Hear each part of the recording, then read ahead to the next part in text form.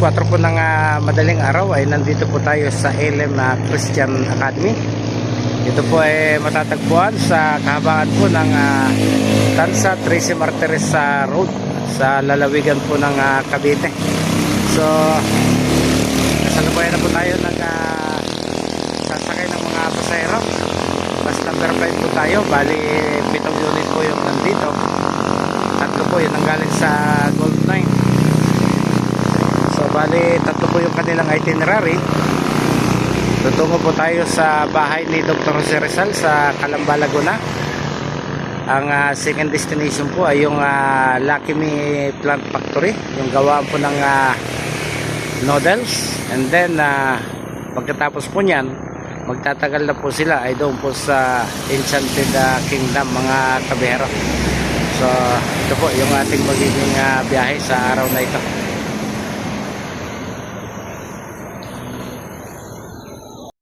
So ayan po ang ating tour facilitator sa araw na ito, si Maxi. Napaka-sexy.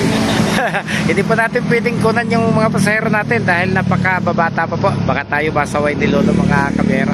So abangan nyo po at i-update ko po kayo sa aming magiging biyahe sa araw na ito, mga kabiyero.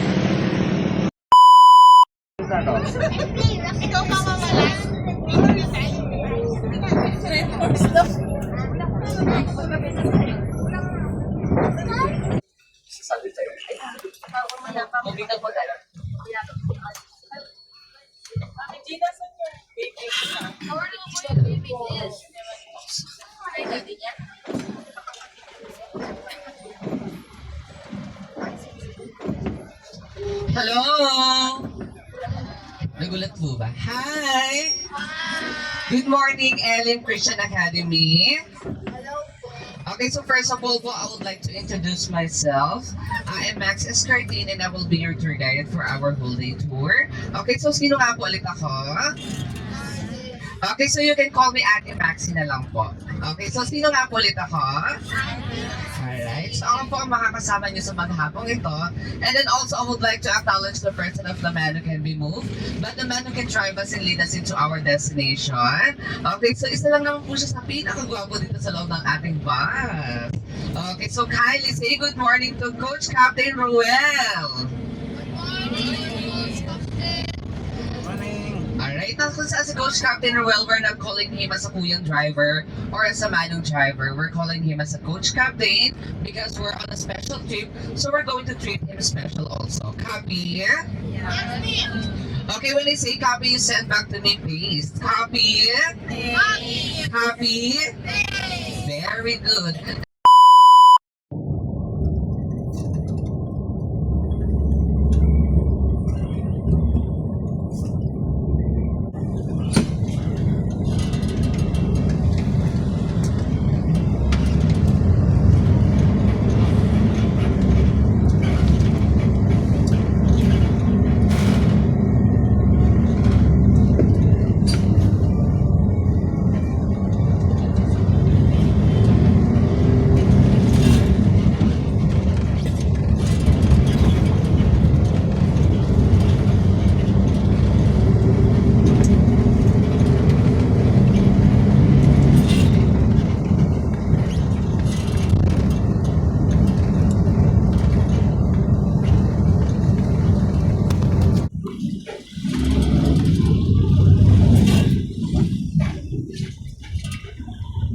Tourist o gold line? Gold line at saka yung 3 tourist. Okay mga kabihero, huling traffic light po ng service road itong ating dadaanan ngayon. Kakaliwa na po tayo rito at tayo po ipapasok na sa southbound lane po ng South Luzon Expressway. So in-inform na po tayo, magkakaroon po ng isang maikling stopover sa isa pong Petron Gas Station sa kilometer 44 bago po tayo magtungo sa bahay po ni Jose Rizal sa lungsod po ng Calamba, mga kabiyahero.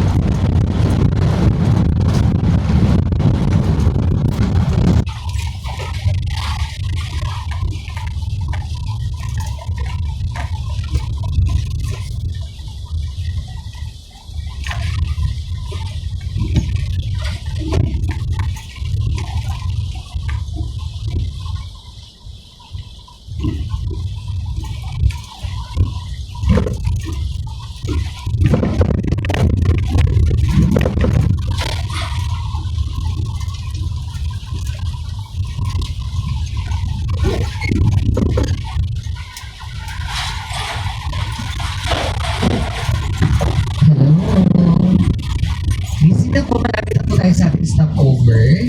Okay, so I will give you at least 1 hour po for the to buy food for your breakfast, and then para din po doon sa inyong lunch, para po doon sa mga hindi nakapag-prepare, and then para na rin po makapunta sa comfort room. Once again, 1 hour po yung bibigay ko, and then kindly anticipate the time na lang din po para is destination po na pupuntahan natin sa mga hapon ito and enjoy po natin.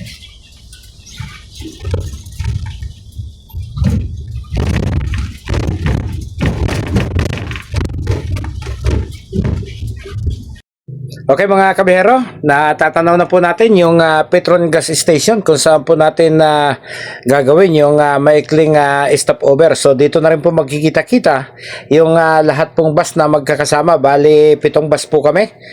2 po sa Gold Line ang bus at 1 coaster. So madalas ko naman na pong may bahagi sa inyo yung pong mga lugar sa Calamba, katulad po ng mga lansangan at ang dating bahay po ni Dr. Jose Rizal. Kung kaya't siguro dito na rin po natin na puputulin itong ating video dahil kung paulit-ulit ay nakakasawa rin naman po talaga. Sa mga taga Team Lintek, marami pong salamat sa inyo pong palagi ang suporta kay Jocelyn. Jocelyn, pagaling ka. Ayan. So nandito na po yung 5 bus, bali ako na lang at saka yung 1 Gold Line po ang nawawala.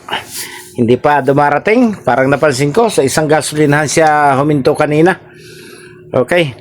So naka-stop na po tayo. Magpapababa na po tayo ng pasahero at 1 oras po tayong maghihintay dito.